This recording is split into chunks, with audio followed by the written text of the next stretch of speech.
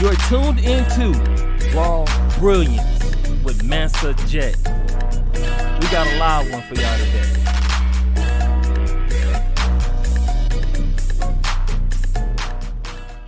And we live. Well, hello. Hello, how do you do? Doing well. How are you, Mr. Mansa JK? I'm doing pretty well.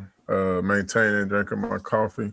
I can't drink it though because it got a company on there, so I can't post it right now. But yeah, I'm just maintaining. Just wanted to hit you up, get your point of view on a couple things that's going on in the news and stuff. So Stuff going on in the news. yeah, how are you doing though?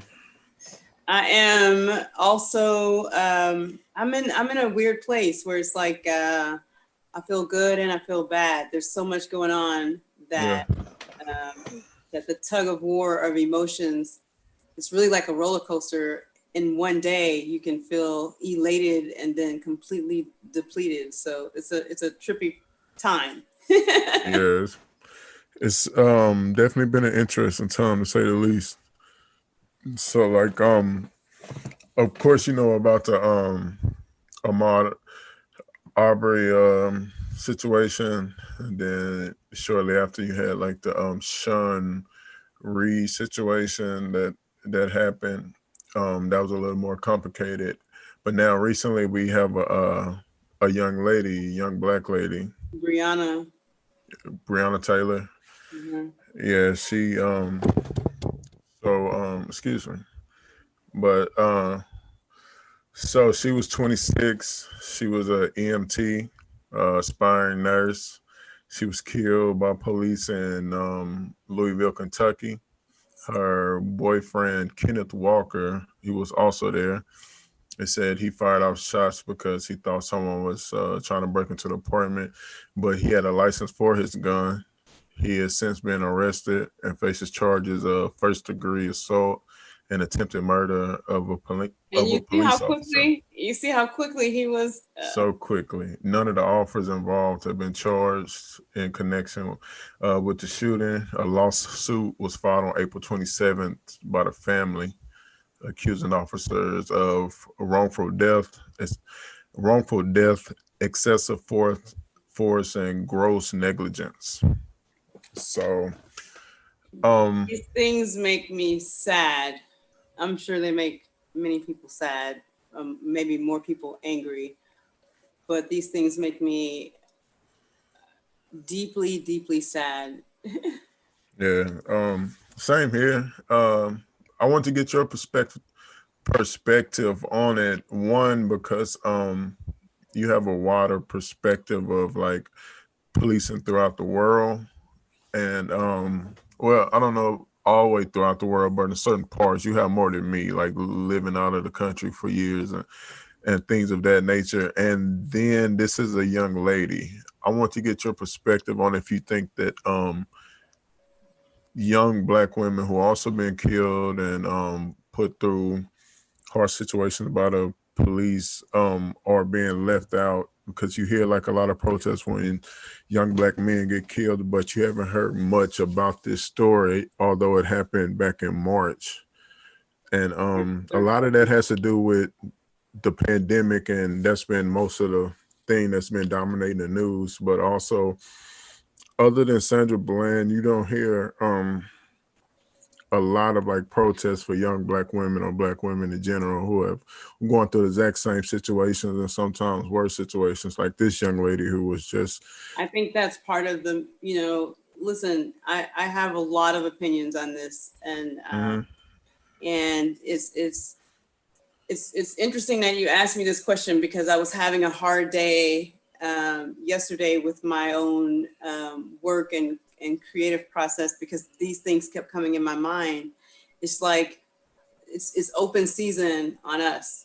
What did we do? What did we do in this world? What did we do to make you hate us so much that you would hunt us down and shoot us and kill us? And I don't understand also why you have this, why so many people have this. I don't understand why you're so angry, Black person. Yes. you know, you guys are just, this is just one case. We have cases like this too, you know, and et cetera, et cetera.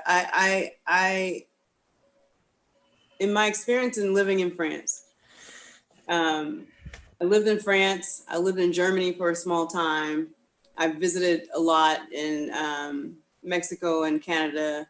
Um, and I've visited in the UK often, and Japan.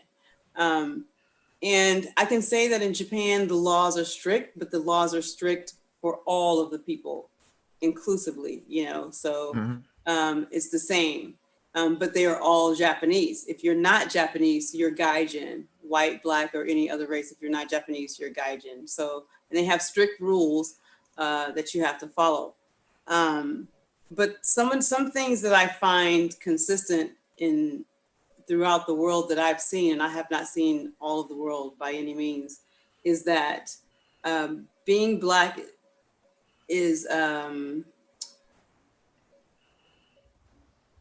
having people being racist against you is common in many countries. It's not just here in America. It is, they have a perception of who we are in Japan. They have a perception of who we are in the UK. They have a perception of who we are in Europe, and how we are treated and how we are perceived in those countries that I have visited has been layered and difficult and different in each country as well, you know. But in America, it's systemically placed in everything that we experience. So our everyday life, our advertisement, our music, our TV, our laws, our personal opinions, our politics, just on so many different levels everywhere you turn. And it's like if you focus on one thing, then you miss something else, you know. And I almost feel like it's all by design. You know, you're so busy focusing on, if we focus on the shootings, then we're gonna miss thousands of people dying from COVID. Or if we focus on COVID, then we're gonna miss the people being shot in the streets. Or if we focus on politics and things that presidents say or don't say or do, then we miss other issues. There's just so many issues going on, plus we have everyday life. So my opinion of it is I'm angry.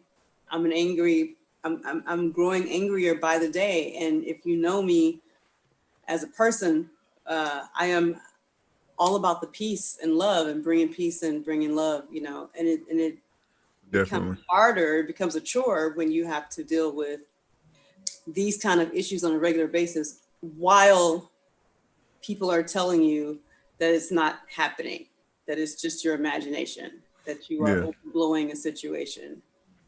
So what do you think? Well, first, you are from a time a little bit before mine. So a lot of people, a lot of it. well, you know, a lot of people say that things are moving on and things are much better. And for the most part, you can see that some things are, you know, there are more Black millionaires and billionaires than there ever have been in the history of, recent history of Sure. time or whatever. But as far as policing and politics and policies, do you see much of a change from the time when you were a young woman, or? I personally don't think that money is the barometer of whether we have made progress. I don't either. In this, but it's a big part, though. In this particular country, people look at that, but you have to consider that during a time of slave trade, there were African men and women or African people who traded other African people and made tons of money off of that. True. You know what I mean? So so people who are racist or doing certain things still have business that they deal with. So they might not like you, but they'll still do business with you. You know what I mean? So sometimes. So they understand the idea of what things look like. Perception is a big thing. So to quiet the people, in my opinion, certain people can succeed so that the the image of success is portrayed, and if you're not succeeding, it's your fault because look, this one succeeded. You see what I mean? So I don't know how far we've actually come. I just think that just like if you send a person to jail, they come out of jail with more skills, you know, or if you catch a cheater cheating, then he just learns to be a better cheater. Or if you catch people being racist and you call them out, they just learn how to be a better racist. They do. It's gone. So I don't think the police has changed. They can't pull out a hose and hose us down with water for no particular reason. But they can make laws that say stand your ground and you have the right. I don't understand in the case of Ahmaud, for example, how is it legal in any way that a person runs down the street, another person with a gun is chasing them down the street?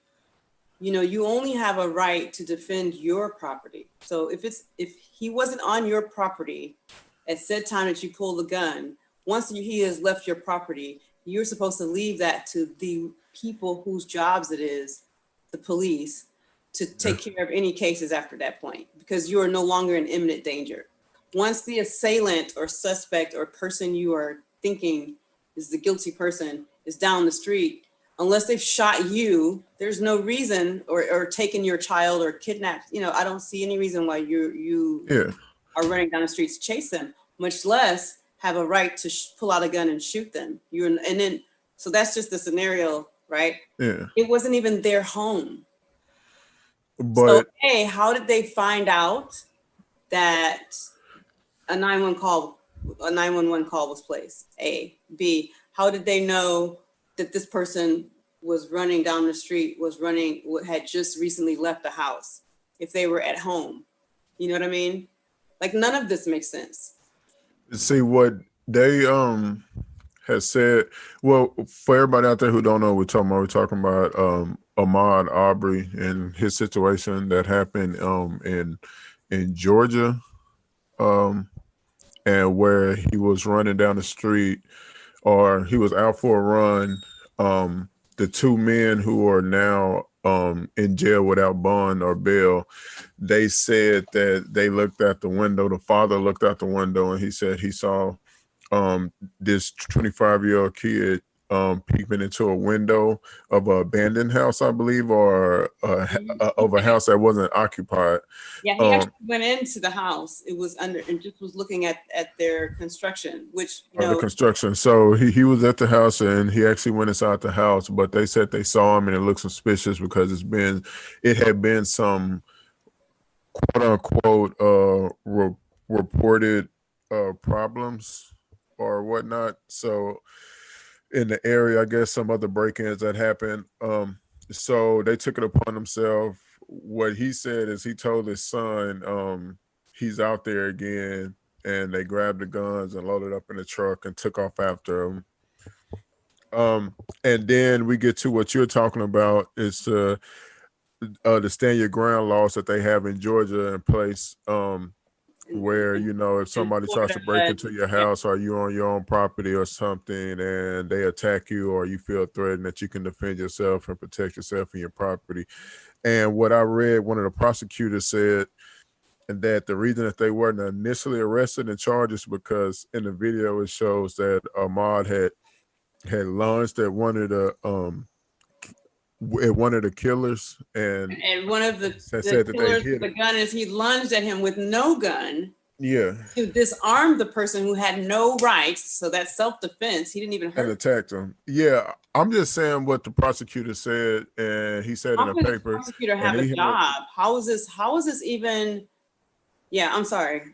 Yes. Yeah, but so that's what one of the prosecutors said, that recused himself off the case. Now, be noted that the father is a former officer for the prosecutor's office. Like, he used to be, I guess, like their private detective in a way. So he used to go out and check on cases and stuff for him. And the son also worked works in some capacity with law enforcement. I'm not 100% sure what he does, but they're both in jail now after 2 months of no arrest and no charges, and pretty much was swept on the rug and would have continued to stay there had not this DJ at this radio station in that area leaked a video. And we probably would have never heard about this. No, So we never have heard about this. definitely This is never. under the umbrella of COVID. There's so much going on, and people are so busy looking east that anything that happens coming from the west won't be noticed, or so they hope. That's why, I'm upset about the Breonna Taylor situation. I'm upset about the Sean Reed situation. In Breonna Taylor's case, I was on Twitter and I was reading some of the comments, and people are actually saying stuff like, you can't make her a martyr, being a nurse under COVID because she was died, she was killed by a police officer, and it's like the person who's what? You totally missed, or it's not even that you missed, it's like you don't care that this person's life was taken. You're just more worried that she's getting a martyrdom under being a nurse, and that a nurse was attacked. She was attacked on March 13th. COVID was official for us in January, at the end of January. So all the month of February, you know what I'm saying? And by March 13th, cities were starting to close, So at this point, this woman was in the COVID on the front lines. Okay, I don't care what they comment, or I don't know. I don't get that don't even matter to me about her being like them trying to use. It's the fact that she was a law-abiding citizen working as an EMT, working with police departments in certain situations, this and is the point. She's all a of that. frontliner, just like the police officers who killed her. Yeah, but and it was more so, during that, the whole point is being swept under the rug, and all these things are being swept under the rug. It's interesting. The questions that you asked me, I have no real answers to, because I'm still going through the process of how to handle the emotions of it all. Yeah. Because it's just, I'm at the age where it's stacking up. So, when I was younger, I would tell my mom and dad, we've come a long way. Our generation will go further, and it's not as bad as you think it is. And if you stay in your old way of thinking, we're never going to move, right? And then mom and dad were just like, yeah, live longer, right? I live longer and see that it's just one death after the next death, after the next death, after the next death, and people who just don't care. Yeah. They don't care. How can 14 men in masks and camouflage walk into a business, an open business, with guns and rifles and shotguns bigger than my hand wrapped around their shoulders, and no one arrests them, gives them a ticket, stops them, questions them, asks them who they are and where they're going and why they're in there? I don't. Did you see those groups that are the black groups, so like the New Black Panthers? No. Are they called the New Black Panthers? I'm not sure their official name. I just seen it on Twitter. It was like a picture showing them. But they had rifles and stuff, and there was people behind them with signs protesting. But yeah, they were saying like the New Black Panthers, but they was in army gear too, had the vest and the rifles. I was like, oh shit, y'all got the radicals out. Y'all brought them. And this is the part, instead of getting to a place where we all understand that we're all human and we all have fears of survival and that we should work through it, these certain people are taking advantage of our administration's views or his non-commenter views, or whatever his views are, and validating themselves and feeling like they have the right to speak their mind, but not only speak their mind, but apply some physical action behind it. And I'm a little fearful, but I'm not fearful as much for us at this point. I'm fearful for them, because what's happening is A Folks new, getting tired of shit. Like folks just yes, tired. They tired. yes, It's, yes. it's just that simple. That's what it boils down to. And I was talking about this the other day. I was like, when do we get to that point to where like enough is enough? Like we try to go through like through laws and legislation, and they don't want to go about that route because that's about money. Like even though it shouldn't be about money, like in this country, it's about money. Oh, If your race or whatever, if you or your issue or your cause isn't backed by money, they not hearing you. And where black people haven't come together enough yet and put our money and pooled our money and to put it into the right places to demand them to do something, because we can yeah, scream and shout all we want to. All yeah. they gonna do is like, okay, cool, that's on the news. But behind closed doors, they be like, how much money did they donate to my campaign? How much is this? How much is are they really a threat? Can we get around them by doing another issue to quiet them down or something like that with the ones who are paying us, That's like the what, gay that's communities what and stuff. our communities, I think, are missing. After the death of Martin Luther King and after the death of Malcolm X, we had a residual decade of people who still remembered the fight and still carried on the Yeah. messages in their music. And I speak from the point of view of being a musician. So, but in their music, in their poetry, their books, their writings, their films, and so forth. But after around that decade passed, after that, it started to slowly fade into a sort of, I don't want to use coonery because that's not fair, but a sort of like relaxation of the continual fight. At this point now, it's like, yeah, now that we have fought and we've got certain rights and people know who we are, let's make movies, let's do this, let's make money, and that whole '80s thing started happening. You know what I mean? So it's like nothing got resolved. It just kind of got phased away a little bit, and so now we're at this place now where the generations of kids who were born 2 or 3 generations have already come after Martin Luther King and Malcolm X. And when they talk about Black History Month, those are the 2 names they say, and Rosa Parks. Those are the 3 names that they say they can recite, but none of them understand the fight. None of them understand where we came from. And none of them even have time to talk to their parents and grandparents about it because we're in such a space in this country where all you have in front of you is what bills you have to pay and what money you have to make, and Yeah. you're in that will. So you're so busy doing that, you're not even paying attention to what's going on around you, Yeah. And I just think that these times that we're in divides us into so many different things that it's hard to focus. But I would like to see us come together and unite our causes and put them under one, and work that out. I would like to see that. I don't know if it's just a dream. Yeah. I don't know. A lot of stuff is starting to just feel surreal to me, and starting to feel like what's the point? Like with the protests, with having these types of campaigns, like the Twitter, when Twitter is uproared, and that's gonna go on for a few weeks. Or like when Black Lives Matters that came and went, and it's always the same thing. It's always on repeat. It's been on repeat since the I think 50s we and need to 60s. leave the cities. Need to see what? I think we need to leave the cities. I think we need to go buy land. We need to go buy 20, 30, 40, 50 acres of land instead of buying a Mercedes Benz. And I think we need to put houses on it and put our families on it and put a gun in every one of our hands and teach us how to shoot and grow our own garden, vegetables, and raise our own cattle. And you know what I mean? I think we Yeah. need to get together as communities and go in. If you can't afford 20 acres of land, man, find some of your friends, go in on some land, go buy 50 acres of land together and divide it up and make a community. I can bake bread. You can make eggs. He can build a building. He's an electrician. But then what though?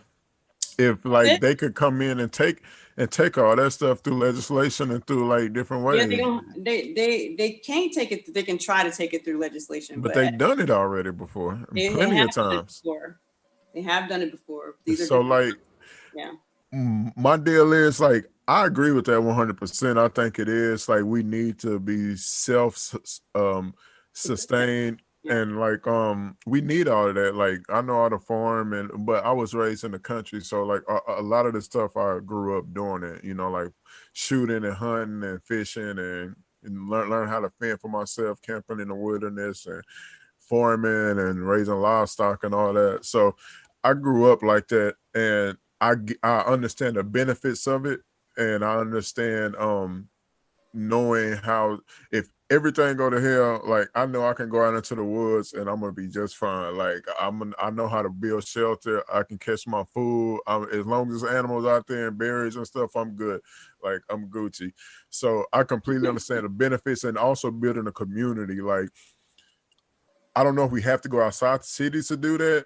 It is a good idea though, you know, to start having our own places. Like in the South, they have these all white towns still. Like I was talking on my last podcast with King IU about how there are still towns in Texas and Louisiana and Georgia where it's just like mostly white, if not all white, and they still have those same old time traditions. Because in rural Texas, like Texas is very big and spread out. A lot of these towns you might miss them. Like it's a town where I'm from called Snook. Not saying it's in the category of this, but I'm just using it as a size, like size of it's like a blink of an eye. It's only a couple hundred people in there, but you'll never know it unless you're from that area. You know what I mean? Right. So it's a lots of white towns like that out here and around in the South still. And I would love for it to be black towns like that. And there are even in the right outside Houston, I lived in a town called Brookshire, and Brookshire is sort Brookshire of Royals. We used to smash them. yeah. Brookshire is pretty much a black town, but it's it growing, is. and what happens is other people move in. It's not like you can't say you can't come. Other people move in, and the towns expand. And the only reason why I'm saying leave the cities is just because I'm not saying that we shouldn't stay in cities and we can't fight in cities and there's so much. It's just that I think that city life has grabbed the mentalities of a lot of people in our communities that are not, they're so focused on the wrong things, you know, and they put their importance on the wrong things, and by the time they figure out what things are important, it's too late to actually put any action behind changing your past. You know what I mean? And I just find that if you buy land, even if you still live in a city, but if you take some of that money you use to spend on the most expensive things and you buy land and you have that ownership and then you build on that land, you know, and you put your family on it and then you build a community around that, you start to see what is important. You know what I mean? And once you start seeing what is important, then rallying around and getting people together to do something about making some actual changes can happen. I'd like to see us get together in our minds, you know, and part of it is like erasing the brainwashing, the mentalities, the certain idea, you know, like there are Black neighborhoods in Chicago that have houses, people who own houses who are not affluent, they're not rich, they just worked for a long time to have those homes in that neighborhood. And then you have these kids who come and sell drugs on that neighborhood, and in the neighborhood on that street, and that neighborhood becomes the hood, even though the people who actually live there are not in that mentality. You know what I mean? And you can't convince the 15-year-old, 16-year-old, 17-year-old, and 18-year-old who is selling the drugs that what he's doing is actually tearing down his own neighborhood or a viable neighborhood because he's selling drugs. Because all he's thinking is he comes from another hood blocks away that ain't got no houses. Yeah, but see, the thing is getting somebody to start all that though, and then those kids that are in the inner cities that are selling the drugs, like they only see that as their only option. So, and that comes with government and legislation. Once again, like we got to pull. But their only option to what?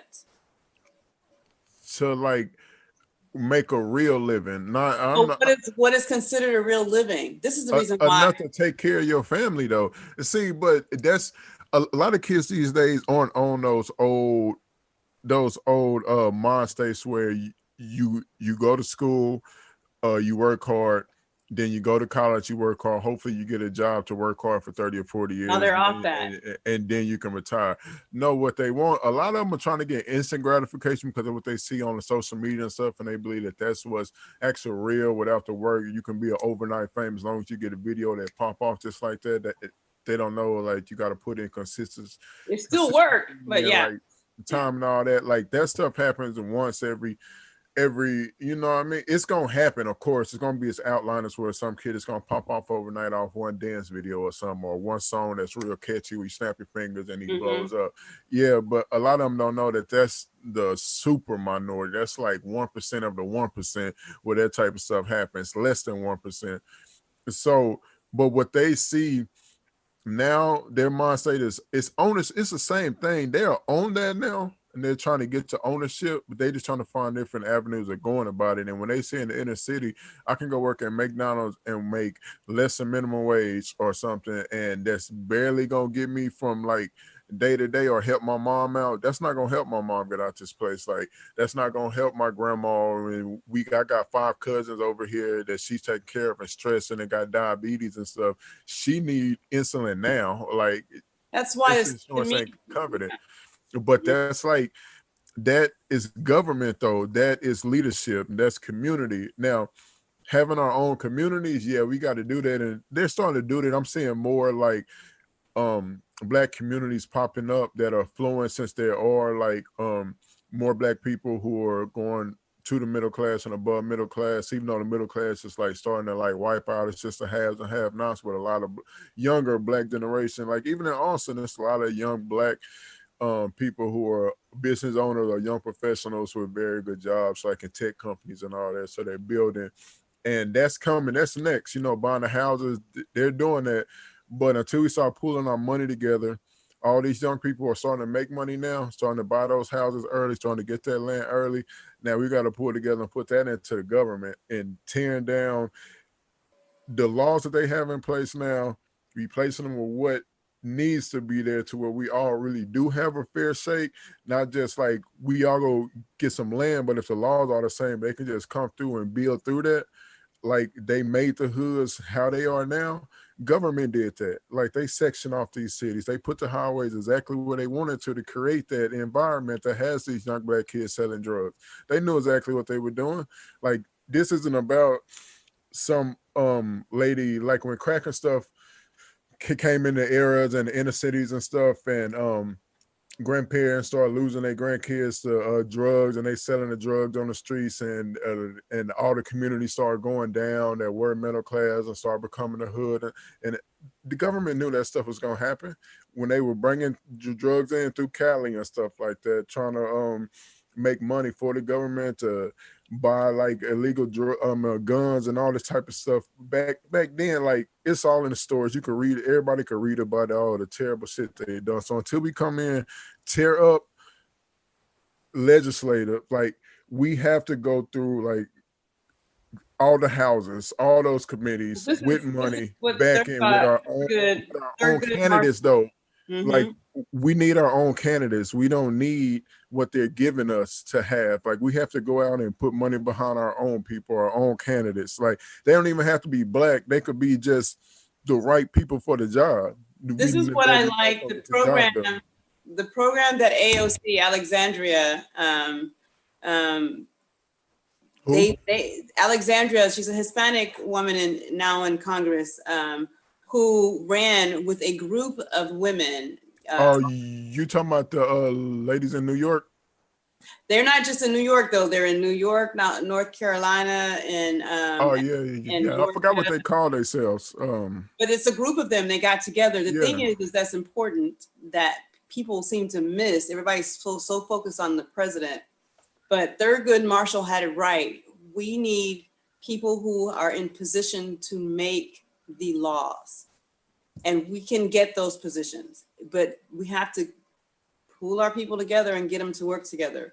And my point about people leaving the cities is just all about, you know, what's so important when you're in the cities. certain things become important to people. And some people are so caught up by flashy things that if they didn't have those flashy things in front of them, maybe they would use their brain more. But it's 2020 though. You can't get those things out of their face no more. You got social media. It's like Yeah. I mean, I know all you those got to do things is look on exist. your phone. I can be in the country and still see what's You can popping. be in the country and still see certain things, but when you're in the country, it's not so important to go out to the most expensive restaurant every day. Man, if for somebody that grew up in the country, we got into a lot of mischief. Like you gonna Yeah. find the things you gravitate to. It's all types of kids everywhere. Yeah, we're a small town and we might not be exposed to it. It's heavy, like Yeah. like certain things, you know, like the drug. But the town I'm from, it was a lot of crackheads. We had alcoholics. I had alcoholics in the family. Like I'm definitely not saying Yeah. these things don't exist. And you're right. I don't know. I don't know what the answer is. I know that for me, that was the part of my answer of me growing and thinking, coming outside of the city and leaving those places where the wrong things are important. The priorities are on the wrong things. You know, they're not taking in time and thinking about their families anymore. This country as a whole, not just Black people, but as a whole, has a very large percentage of its communities who are selfish, egotistical, and do not think of other people at all, just at all. And COVID pretty much shined the light on that, you know, and that disheartens me as a person. We cannot let Ahmaud's or Sean's or Breonna's death go, but they are added to such a long and lengthy list of people so long who have gone and passed. You know, I don't know what the answer is. And as a lover and a peace giver and a searcher of things and trying to connect people, I'm at a loss. I have to do a deep dive into my own self, not to go to that place where I'm just like, you know what, screw being nice, screw loving all y'all, you know. Man, I'm not there yet. Well, like I'm just saying it's you can get to that place. And I'm trying, you know, I stop myself and I go within and I work on myself, because in order to exact the kind of change I would like to see, I have to kind of represent that, you know.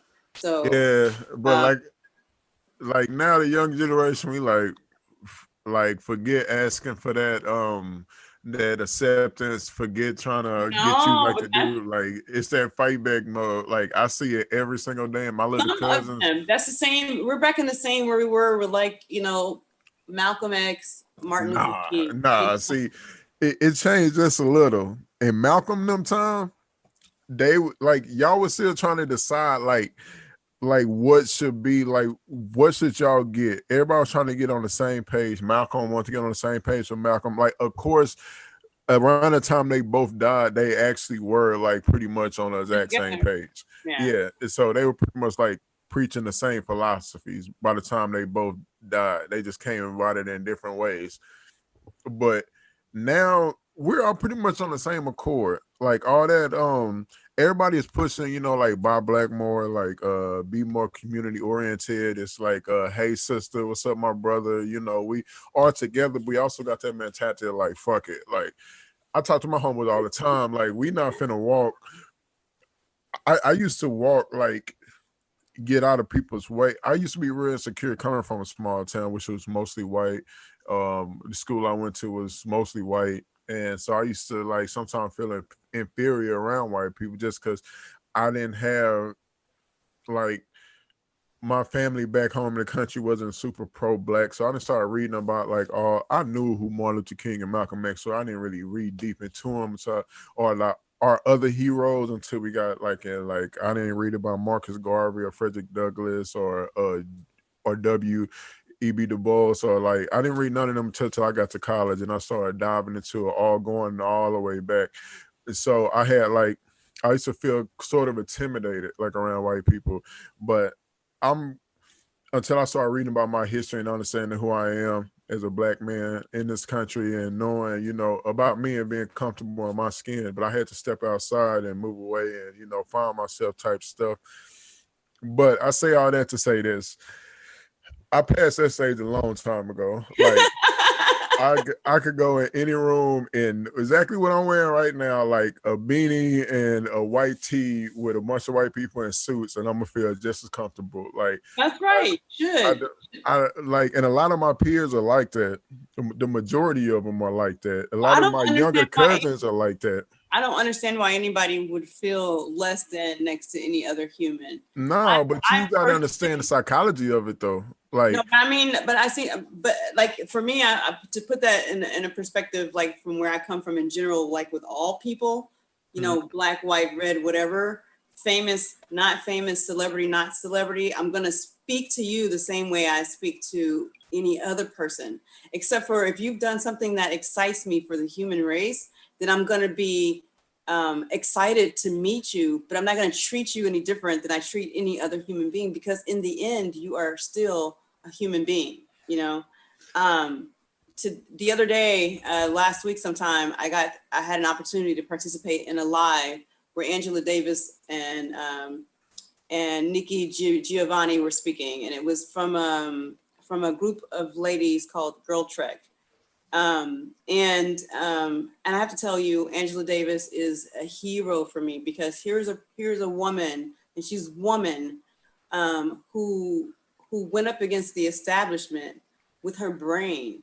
It wasn't just her anger, and there was anger and there was fear in her, mhm. but she used her brain and her words and the truth and knowledge against those, and she used the words of those who would have her incarcerated against them. She used their words against them.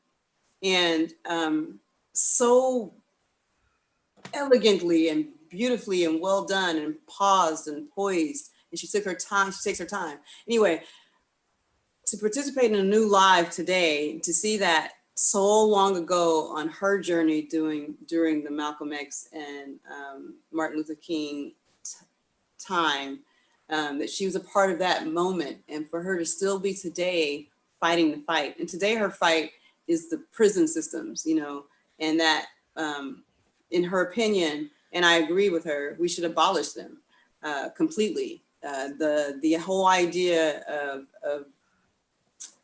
of changing people through prisons, through the prison system is ridiculous. And our system of policing people needs to be changed as well. How it is even possible for a DA to be able to say that a man chasing another man down the street with a gun and shooting him for him thinking that he might have robbed somebody and that it's justifiable blows my mind. There's no part of that that's justifiable, because even if he was guilty for breaking in, he was no longer in the house. He had no weapons. This Yeah. is not the wild, wild west. And when I said earlier, I'll go back to that, that my fear is not so much for us as it is for the others, is because there are some people out there who are not inherently racist and who are guilty of enjoying the privilege of being white. You know what I mean? Yeah. And some of them are going to get caught up in this. And I think that with the trend as it is going now, But you should want to get caught up in this. Like, you should want to get caught up in it and fight. But I mean, I'm talking about the caught up in the stray bullets that are about to start flying.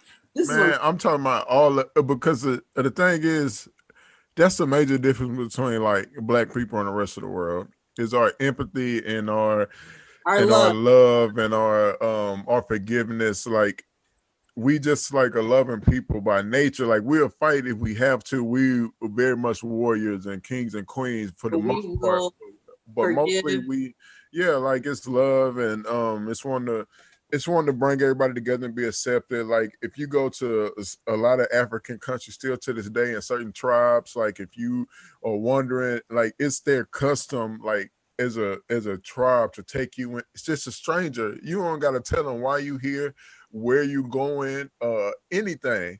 You come through there, you can go to anybody's house and get a plate, eat, drink, sleep, and go back on your way. No problem. No problem. But see, that's the difference. White people, I believe it's good white people. Like, I know it is. I have family members that are white. I have friends that are white. But like me and King IU was saying on the podcast the other day, we were saying like it's like 80%. It's like 20% good. I say 10%. King IU is like 20% good and 80% that's like in some type of way they like towards black people at least, or just fucked up. Like either they this is why I'm glad that I've traveled, you know. So I know that racism exists in all of the places that I've traveled, but it's so small and it's such a small percentage, and the people of the countries I've traveled to treat those racists like the ignorant, uneducated people that they are. They just think of them as the person who's, you know, the stereotype of the pot-bellied person with the snagger-tooth standing up on top of the hill saying something crazy. You know what I mean? Like they just look at that person like that in a lot of those countries. However, some of them though. Some of them have benefited. Like France has long benefited from Africa and they stole all types of gold. They're still benefiting. They rich as shit for them. Yeah. But the thing is I'm glad I got outside of the United States though, because we are at a whole nother level with it. You know, it is so we're the people. This is the country where they made Birth of a Nation to begin the propaganda, to begin the narrative of people being afraid of Black people on such a worldwide field, because this is a movie that was made that was disseminated, you know, passed out around the world. People around the world have seen that movie, and in movies with images like that, people start to believe those images, because when what people don't know, they fear, and if somebody just kind of pushes that fear up and makes it grow, and over the years, different cultures, and this is just my theory, by the way, but different countries and different cultures start to take in this information and they start to believe it and they start to look at us sideways, you know, and I think that's why we have a problem around the world. But the difference is when you go to other countries, they go, well, some Black people might be like that, but the Black people I know are not like that. So it can't be, you know what I mean? And the more movies, the more shows, the more songs, the more animations and cartoons and stuff that they built just validated and locked in certain narratives, and we have to change the narrative. We have to change the narrative. I don't know how much love can change this, because we've been giving a lot of love, a lot of it. We have been given a lot of love, and I'm going to continue to give love. I'm saying that for the record. I'm going to continue to give love and try to find ways to stay loving. But it is a challenge to remain peaceful when you have those who. Yeah, I understand the Birth of a Nation deal. I understand that was, you know, a big movie and very well, because it was like one of the first movies, and it was a real popular movie back then. So it contributed to like the way the world, I guess, and Americans who didn't encounter Black people on a daily basis, I guess saw us for in some parts, but it's like it was going on well before Birth of a Nation. It was going on well before, but that gave them like the right to be able to relax about it. Like, I don't know, just that didn't give them a right. I just think that movie was popular because it was saying exactly how they felt. So it was already like, we go to movies to one, entertain us, but all the movie is doing is reinforcing what you already believe. So right. if you now these beliefs were here and then spread into countries where, like Japan and China, and places where there is no white person or Black person, and so they're getting their information of who we are from that. You know, do you see what I'm saying? I don't know. I understand what you're saying about today's time, like that affects it in today's time in a way other countries see today's people, you know, like or today's, like in China, I guess it started when they watched Birth of a Nation or whatever, and they, so from that time it came out, and the generation that followed, that played a part in it. But I just believe like slavery was going on, they knew about the African slaves in China and everywhere else, like while they were going on, and that was like starting in the 1600s. So Birth of a Nation Yeah, came out in the early 20th century. So centuries after, yeah. yeah, so it's like the world already knew about it. They just put those stereotypes. It's more of American black people, like African black people from certain countries. They get a lot of respect throughout the world. You know, like from their business and just some countries. I'm going to tell you that in a lot of countries, it is a struggle to be African and have people do business with you. It is still a struggle. That's what I mean by the idea, the images. You know, people are fearful of the skin color. They don't actually put a name to it. Like you're African American, you're American, Yeah, I you're understand that. Caribbean, you're Haitian, you're, you know, it's just like when I hear a Dominican Republican say out loud, I'm I'm not not black. black. Yeah, I'm I'm from Dominican. Dominican. You knew exactly where I was going. I'm not black. I'm Dominican Republican. Dude, you are Dominican Republican and you're black. You know what Yeah, I but mean? I was going there too. Like I understand it's the skin color, but that's what I'm saying though. Like that's why I don't think it was the movie, or like I believe the movie played into. But No, I that's mean an the movie just ignorant helped excuse. help Yeah, the propaganda. Yeah. it helps, but that's just an ignorant excuse. Like that's it's like it's for somebody to watch a movie and actually believe like that's the way the world is, even if it was then when picture was just being shot, like they know it's a movie and it's imagination or whatever. Like they know, they Yeah, just but wanted if to it's believe just though. one movie, it's one movie. But then you get one, then you get the next one, then you get the hundreds of film that follow with the same No, images. but I get all that, but what I'm saying is it started, it was already in their heads. Like the reason the movies keep coming is because it's in their heads. A director or a writer or a screenplay writer or whatever you are writing the thoughts that are in your head. They had the idea of birthing a nation because they've had those conversations behind closed doors. What if this happened? What if that happened? The Chinese went to go see it because they had those conversations like, okay, what's it like in America? I hear this is going on in America. This is happening in America. Like what I'm saying is they already knew and they have like a certain idea, or even if they've never watched the movie, they only go off conversation. That idea and that narrative was still being spread across the world. So what I'm saying is I understand it's like the skin color. I understand if you Haitian or you Jamaican or you Mm-hmm, Cuban or you from South America or you from Africa or you from mm-hmm, France, you're black, especially in America. Like in other mm-hmm. countries, they might see you differently. That's what I'm saying. Like in other countries, they separate nationality and they might assume if you're Nigerian, you're African, and you're not in Nigerian, you might be a scammer. You know, like they Yeah, might just assume that. But I'm yeah. saying other countries, since they stopped the slavery a couple hundred years before America did, or 100 years something before America did, they're already like They've already gone through the arc of certain things. they haven't gone all the way through the art because it's still racism, like China and stuff. Like I hear stories about China all the Oh, I have time. a crazy video for Yeah, you about China. yeah. Like, you know, I don't. yeah. I believe racism against black people runs rampant, and we're not really racist against anybody until we're forced to be. You understand what I'm saying? Like we are forced to hate white people for the most part, but we don't hate them still, even though we should. You know, so it's a Even lot though of we would old be, school black people. well within our rights too. Exactly. So it's a lot of old school black people that don't like white people or don't like Mexicans because of the way, like my great grandma was a Spanish teacher in Laredo at the border of Mexico, like of Texas and Mexico. She was a Spanish teacher there.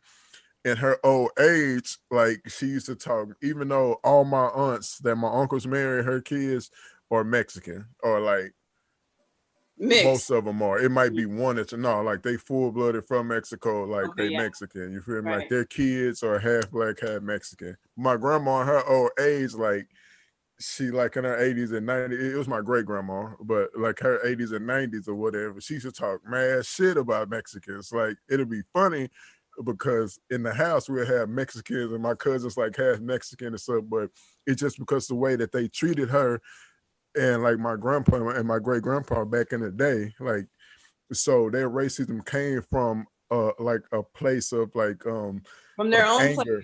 I don't Yeah, know. because Yeah. so that's what I'm saying. The difference Experience. between like all that like comes back around to what I was saying. Like the major difference between white and black people, or black people in the world is empathy. Like black people find a way to, say it again. yeah, but it's just come to empathy because we feel everybody's crisis, whether it's the gay community. Of course, in the black community, we have our in the hood or whatever. With there are Our ignorant issues black with it, people. yeah. Yeah, there are ignorant black people who from the 80s and 70s who like they knew his nephew was gay. All of us knew we had gay cousins. They still promote those things, like those hate scenes and saying words that we can't say anymore and stuff like that. We know that ran prevalent in the black community, but we also know that in our churches was a lot of gayness in our choirs and all that type of stuff. But you still had those knuckleheads in there who would just say stupid shit. But for the most part, back if you were gay, we really didn't give a care. Like bring them over, bring them to a play. But we got one uncle who gonna say some off the wall homophobic shit. But we just like Uncle Earl, just go on somewhere. Anybody trying to hear that? We trying to have fun at barbecue. You know what I mean? If you in the woman's or something, we have our problems in the community. But for the most part, like we're starting to get better at it too. But of protecting our black women. But just the overall woman struggle, the black women came to the woman struggle, for the gay struggles, for the black struggle. Like the black woman helps everybody. You know what I mean? So we are the mother and the nurturers and the birthers of nations. The world, truly. Yeah, that's facts. Truly. That's facts. And the nations wouldn't exist without the black woman. And this much I agree with you on.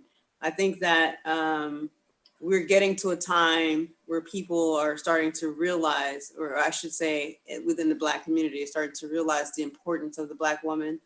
In the end, they separate us from our men. They take them from us and put them in the military, or they put them in prison. Or there's so much on this paper chase that when they get to a certain end of that paper chase, they want to put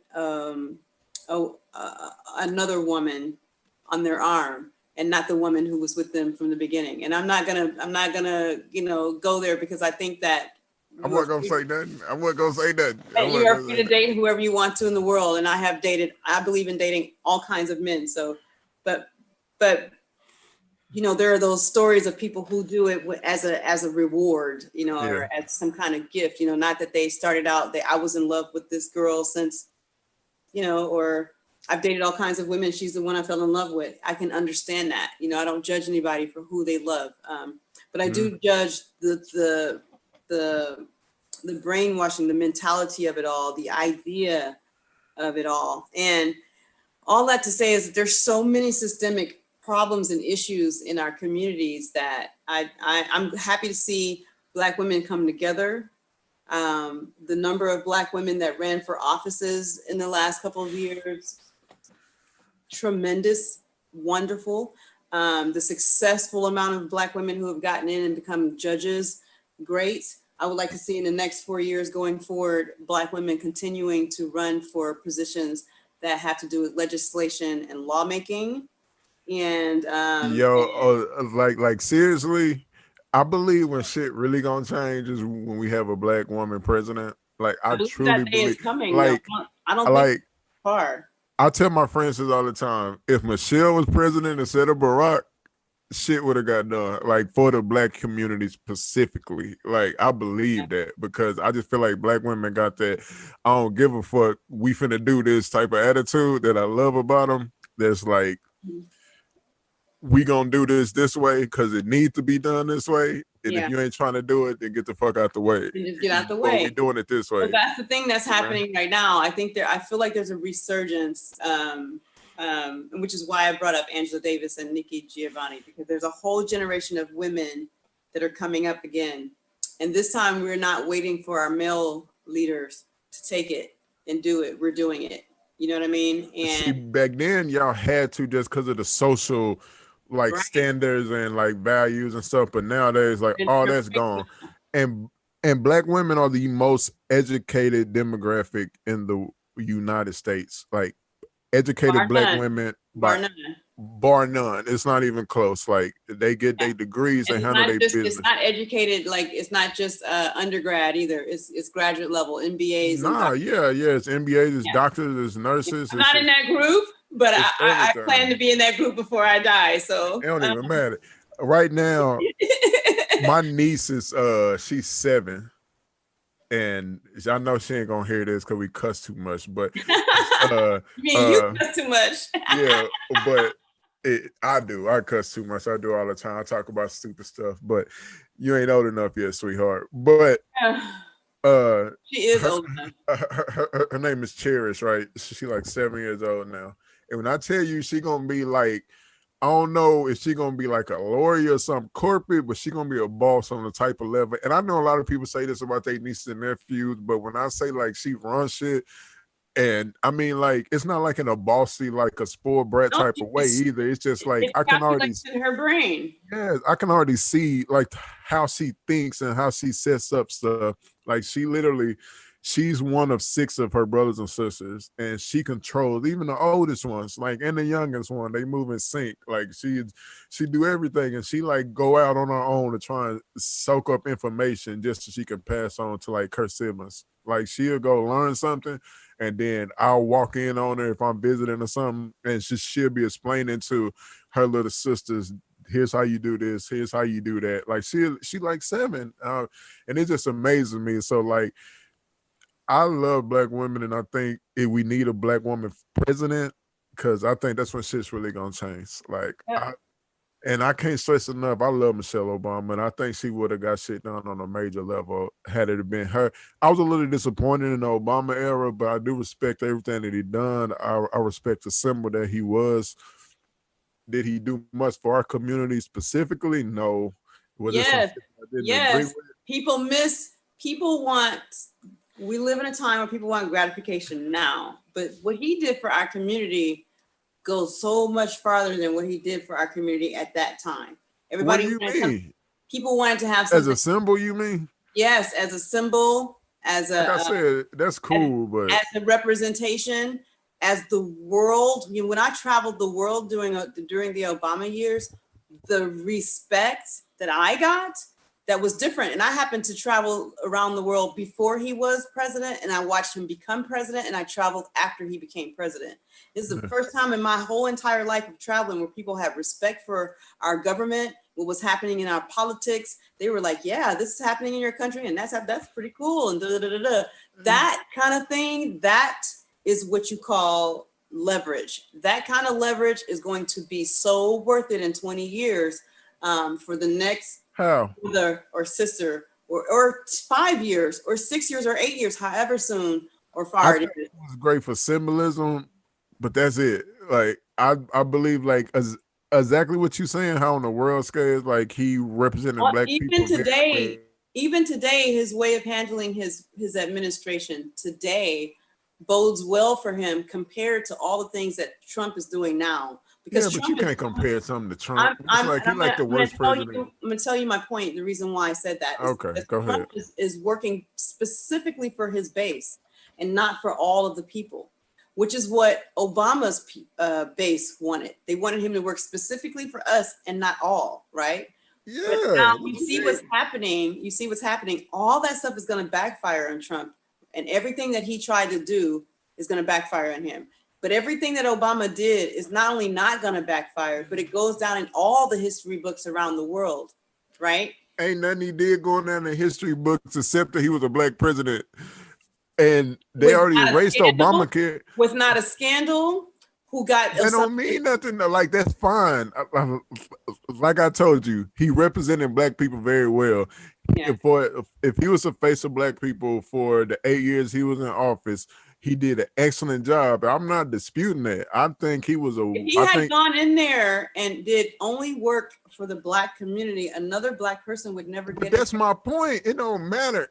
It's gonna be just as hard. Because he can go in there. He can go in there and do that work, and then somebody can come in right behind him. It's gonna be another Black president. It's gonna be another Black president or Hispanic president whenever it is. Thanks one. to Obama. No, No, it would have been if Obama wasn't the first one, it would have been another one. But just because our generations are evolving as we go naturally, like even though the legislation and law still trash, like the people, the younger they get, the more we keep going, and social media and camera phones are here. Like we gonna keep on, and yes, it's gonna be Latinas, it's gonna be more women in higher positions, it's gonna be more people of color in high position in the most powerful office in the world. But what I'm saying is specifically, you're a black president. He was a 44th. There was 43 other people in front of him that did nothing but serve all those other demographics and all those other causes. So what I'm saying is you can't give me one or two policies where you like, fuck it, I'm vetoing everybody and we doing this right here. The He gay did people, several policies, but the people gay didn't people look got at it. policies. No, he did policies for everybody and hit it like for people of color in general. But in the long run, like what always happens is black people gonna get cut out of that, like it always do. They already chopped up Obamacare. That is gone. It's gone. So what I'm saying is this. That was the point that I was trying to make. If he came in there, it doesn't matter if he had come in there and did a whole bunch of things for the black communities. The next president was going to come in and take. So why not though? So you can make it hard if they already did it to you anyway. Because then you lose. Because right now he's in a position of not losing. Right now his administration is worth something. Right now his administration is. He ain't got no administration no more. He can make money now. He had an administration. His administration was worth something, especially now. To who though? Especially now compared to the administration we have now.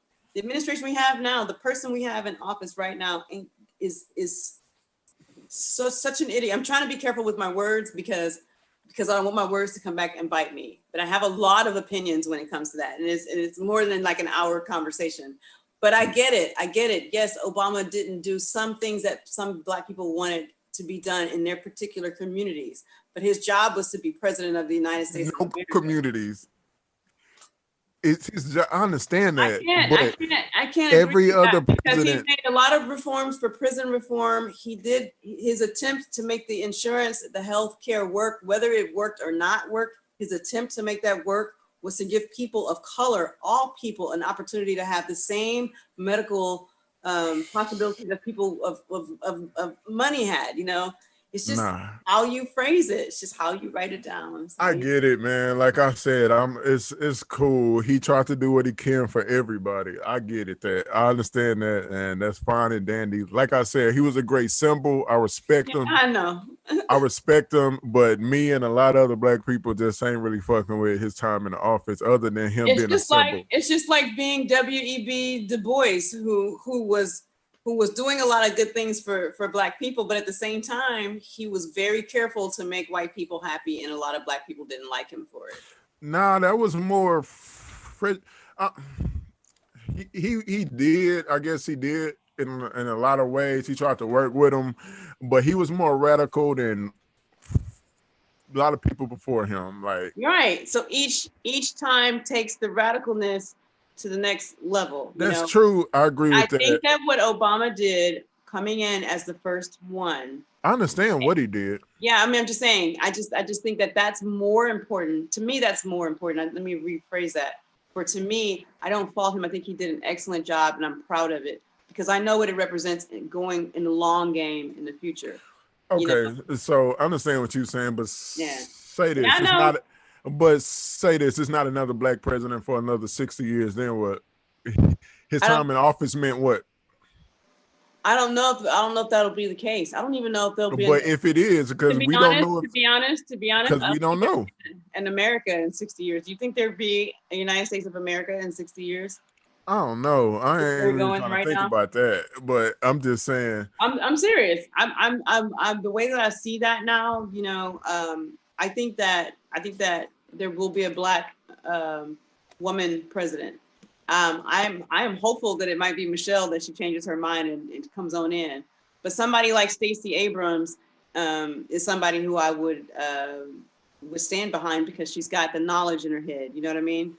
Yeah, for sure. Now she needs the experience, you know. But so I think that he did open the door. I think he opened the door and he made it possible for someone else to step in right behind him. And he did it in such a graceful way that other white people who might have a doubt about the intentions of the person who's going to represent them as well, that you know, they make that vote based I on get it. the experience that they've had. And I I know I'm not trying to beat it in or anything. I just mean that I think that it might not be 60 years before another Black president or No, Hispanic. I'm saying I'm not saying I think it's going to be 6 years. I'm just saying, what if it wasn't? Then what's the point of his president? Because a lot of people say it was just a symbol, and I already acknowledged that. Like that, I respect it, and I think Mhm. it was very much needed. And I was very proud when he was in office. Other than the decisions that he made that I didn't agree with, Yeah. but all in all, he was a dope president, swag on point.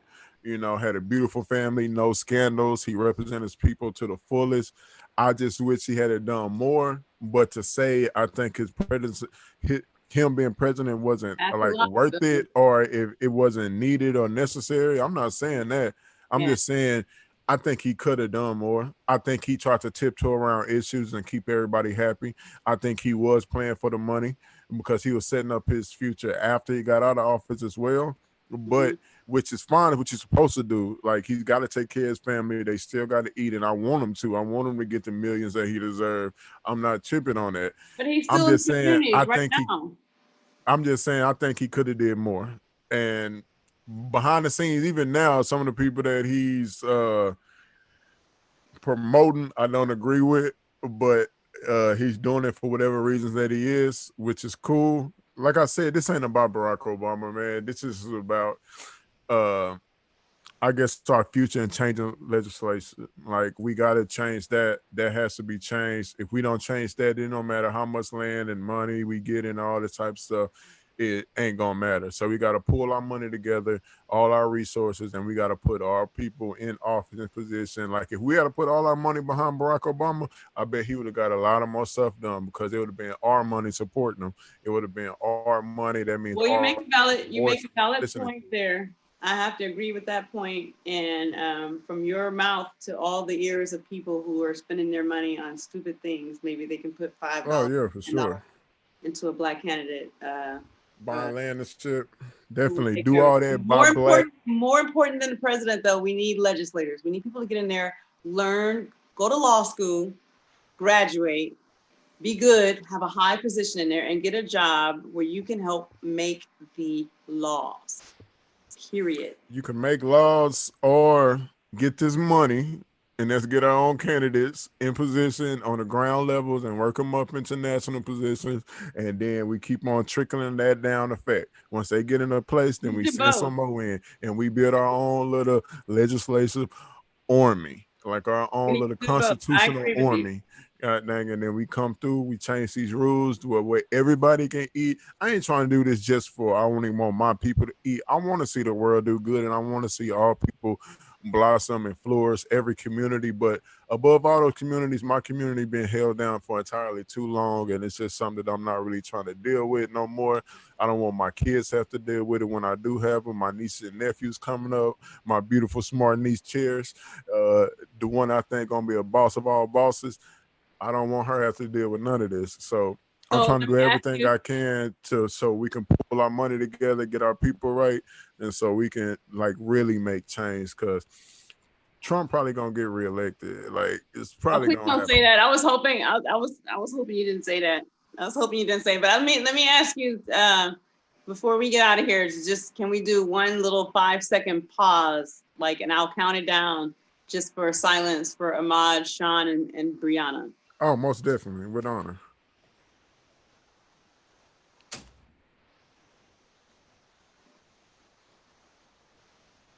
Thank you all. For sure. Thank you. And we're gonna wrap it up with that today. That was a great conversation, Song. I appreciate you for joining me. Thanks for having me. Can you get a people your social real quick? It's gonna be on the bottom too as well, but you know. Oh yeah, you can find me OcSong. I am OcSong on Instagram at I am OcSong, OcSong. And if you want to find me on YouTube, just type in OcSong as well. Something will pop up. And I'm always open for conversation. So I like to be educated. Teach me something I don't know, but from a place of love. From a place of love, always love. And That's gonna do it, people. Y'all know me. Name's right there, Mansa JK, aka Mansa J, aka Chosen One, man. I like to thank y'all for joining Raw Brilliance again. It's always an honor and a pleasure. Miss OcSong, always an honor and a pleasure. The honor is Y'all stay mine. blessed, stay happy, stay safe. We out this thing. Peace. Thank you for having me. For sure.